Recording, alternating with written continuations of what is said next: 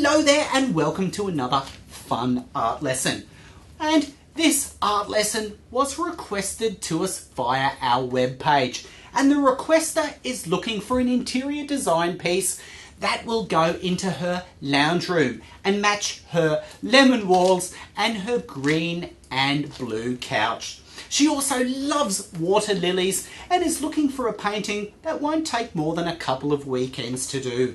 They are the challenges. So before we get into it, if you love art and you're not there now, then come over to montmarte.net where we have lots more art lessons. We also have our Facebook and our Creative Connection attached to that. And if you subscribe to our Creative Connection, then we can send you some really cool stuff. So let's change this blank canvas into something I hope will look pretty beautiful.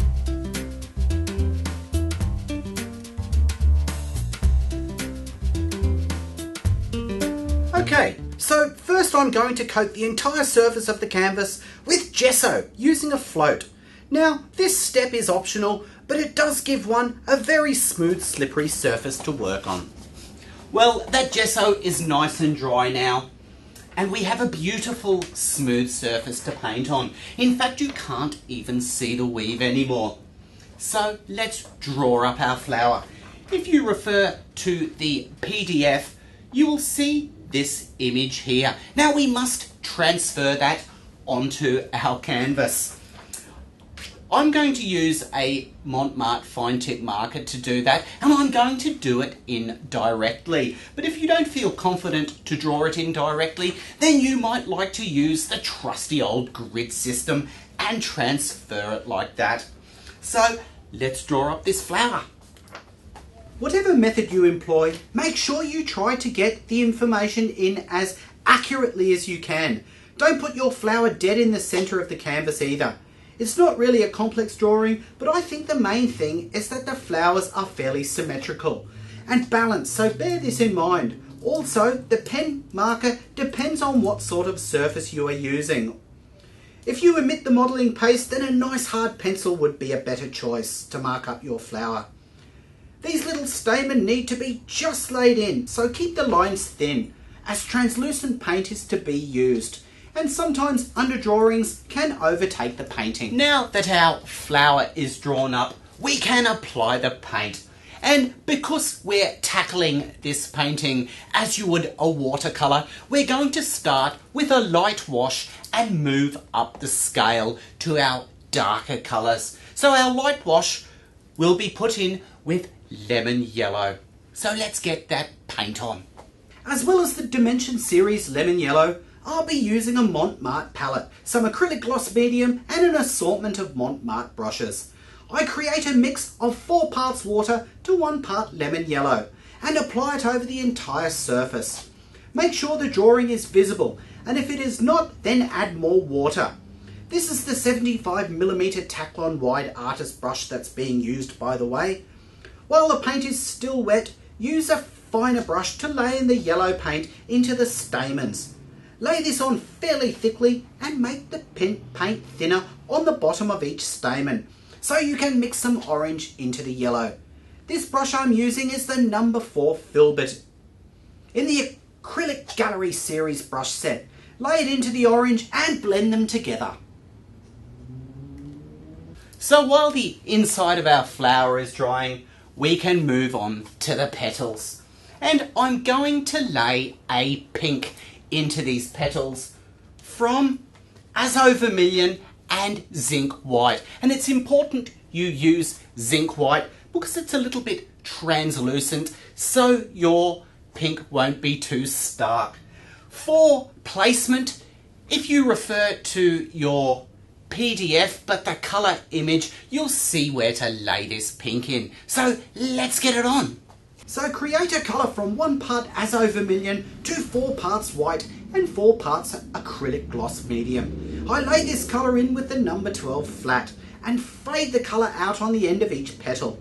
Have a look at the PDF as to where to place the colour, but in most cases the colour is darker at the base. So for these very light parts, just apply a little bit of paint to the brush and dip it into the medium so it's virtually just all medium. and then just drag it over. Another thing is, don't worry if it's too patchy, because we'll be bringing white into it. We just need to get a nice translucent, interesting coat. Now let's create that background while the pink is drying.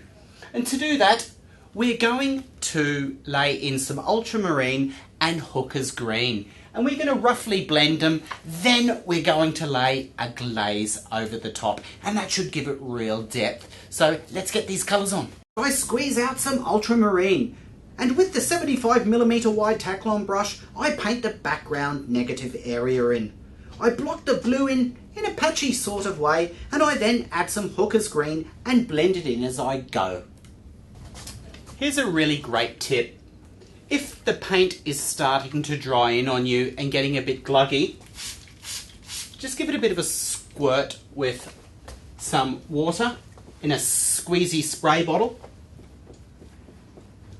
and you'll see that the paint is a lot more free flowing.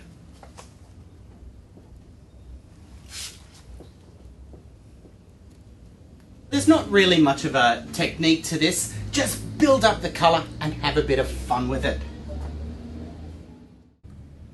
I can then add some pure ultramarine blue next and add it in blocks of colour over the green with the 50mm brush. This, I hope, will create a moving, sparkly look when I add lighter blues to it.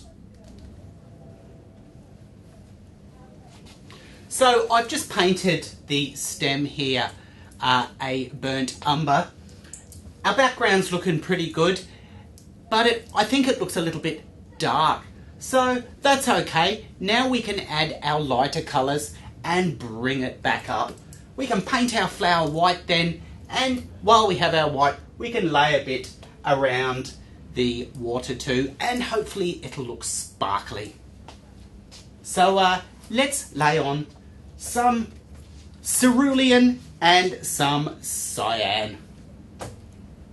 Laying the blocks of blue across the painting. These blues look great together, and this is an easy, quick way to suggest that dappled reflected light and how it plays on the surface.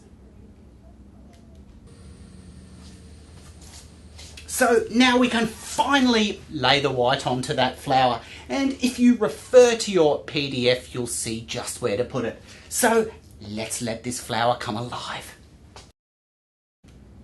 This white is stronger at the tip of the petal. From there it's just a case of blending it into the pink. I'm using the large flat to lay this colour in, as on its side you can get a sharp edge. As I said, I'm using the Chinese white as it's a lot more translucent, so you can see that yellow underpainting coming through. I have also added 1 part acrylic gloss medium to 2 parts paint to further emphasise the translucence. Refer to the PDF if you need any guidance on how the colour is to be laid in, but try to use your own initiative. Well, that seems to be going well. I don't really want to overpaint it, but one thing I do want to put in is a few shadows here and there, and they can quite simply be suggested with a little bit of raw umber and a bit of water just glazed over the top where the petals meet. So let's get them on. Again, you can refer to the PDF in regards of where to put in this tone, but essentially it just lies at the base of each leaf. Lastly, we lay in some blocks of white over our blue to complete our sparkly surface.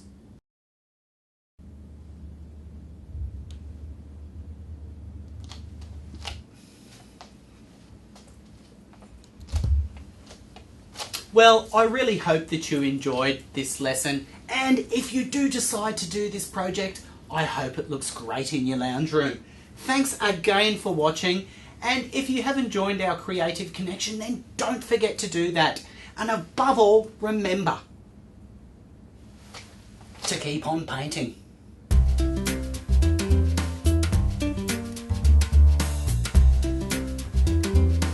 See you next time.